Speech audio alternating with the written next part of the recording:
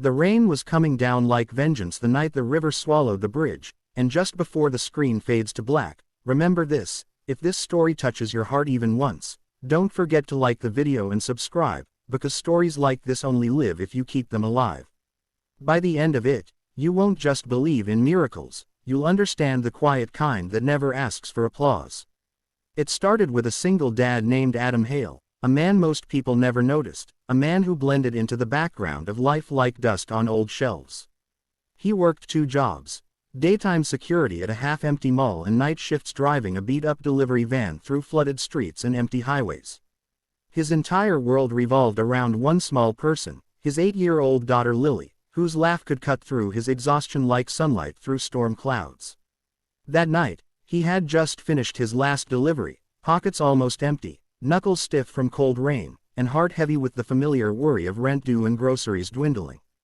The storm had turned brutal fast. Roads blurred into rivers, traffic lights disappeared into sheets of water, and the radio crackled with warnings no one ever thought were meant for them. Adam slowed near the old Riverside Bridge, the place everyone avoided when the water rose. That's when he saw the headlights, tilted at a wrong angle, flickering weakly through rain and darkness, half a car dangling over the edge, its tires spinning uselessly above the roaring black water below. For a moment, Adam froze. Fear hit him first, sharp and physical. He had Lily waiting at home.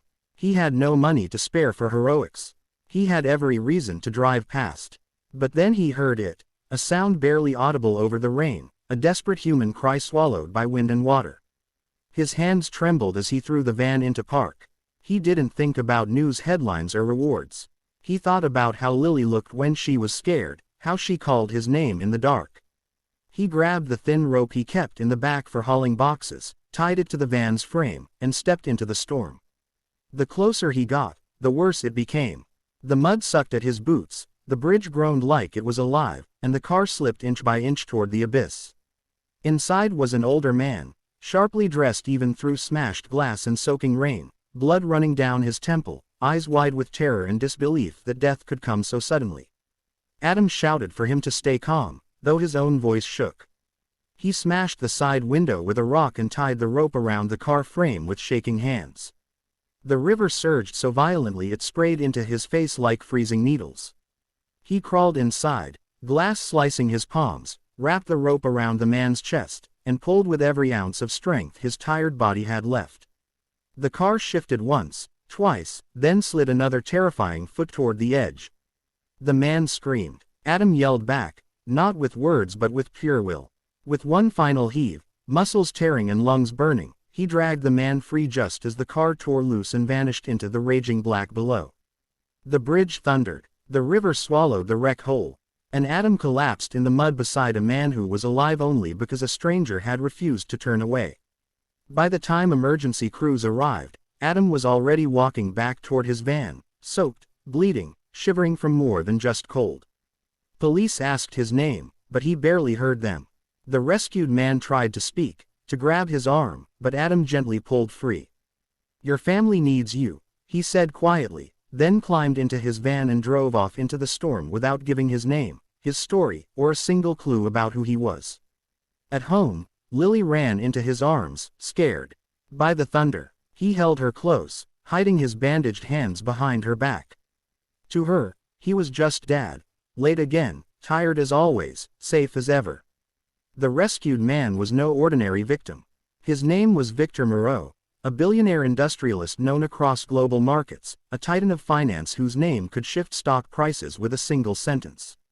The next morning, his rescue dominated every channel. Helicopter footage looped endlessly. Reporters called it a miracle. Victor lay in a private hospital room, alive but haunted, not by the fall, but by the man who saved him and vanished like a ghost. He ordered his entire security network and investigators to find him. They searched traffic cameras, delivery logs, mall employee records, emergency call data, nothing. Adam had left no digital footprint tied to that bridge. It was like he had stepped out of a shadow and returned to one. Weeks passed. Adam's life returned to its familiar rhythm of exhaustion and quiet sacrifice. Lily needed new shoes. The landlord left another notice. Sometimes Adam lay awake at night, the sound of that rushing river still roaring in his dreams. He told no one what he'd done, not out of secrecy, but because it simply didn't feel like a story meant to be told. Then one afternoon, during his shift at the mall, the impossible happened. The building went silent as a line of black SUVs rolled up outside. Security buzzed through radios. Whispers spread like wildfire. Victor Moreau had arrived in person. Surrounded by guards and assistants, he walked slowly down the corridor, face stern, eyes searching every worker's face. When his gaze landed on Adam, time seemed to hesitate. The billionaire stopped and stared. "It's you," he said softly, voice breaking through the hum of the mall.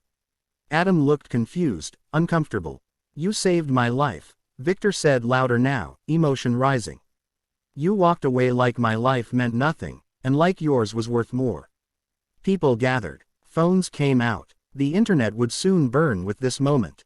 Victor reached out his hand. Adam hesitated, then shook it. "Why didn't you stay?" Victor asked. Adam's answer was simple, almost shy.